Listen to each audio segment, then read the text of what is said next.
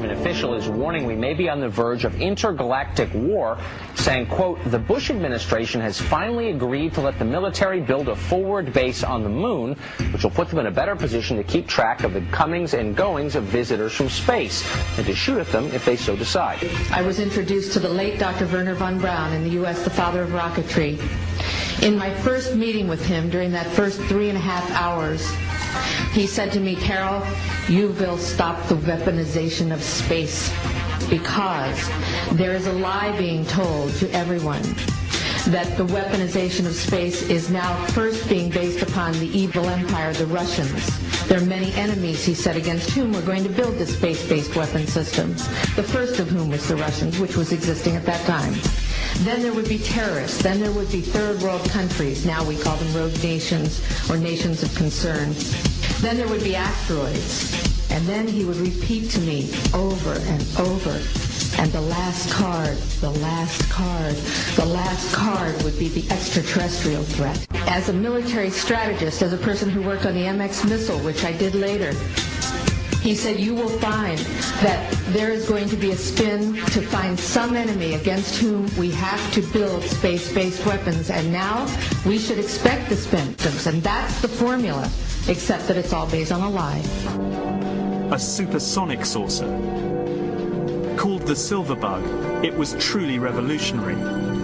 The plans show in detail a multi-jet engine craft that boasted amazing maneuverability and speed.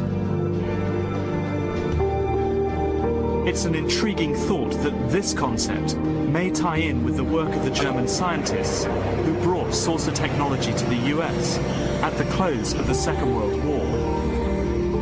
What was needed were certain cover stories. What do you do when people are spotting aircraft and then telling reporters that they've seen something very unusual flying out of an airbase in Nevada?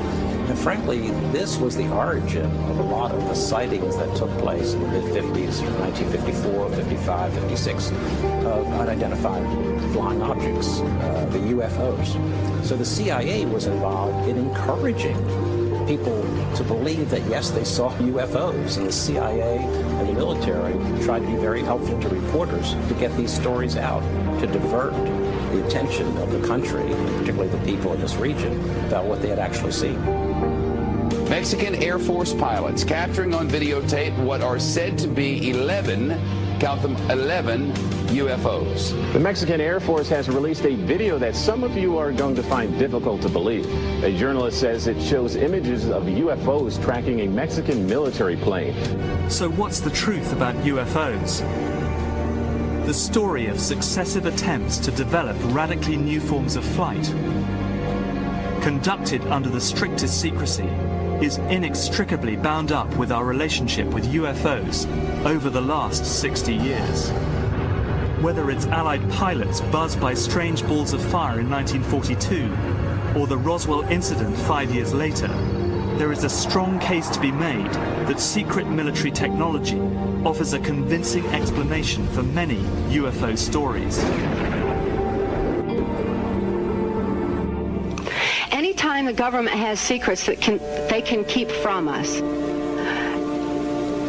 they can manipulate us by those secrets. In essence, they still remain 25 years at least ahead of us in technology, information, and knowledge, and secrets, and they are using them against us. I heard over the years many times over that the plan to usher in the New World Order would be to make all the people in this country and around the world feel totally helpless to prevent the New World Order from occurring, this world dominance plan, by saying that we had been invaded by aliens, so that we would say, oh, please, UN, come in and help us all.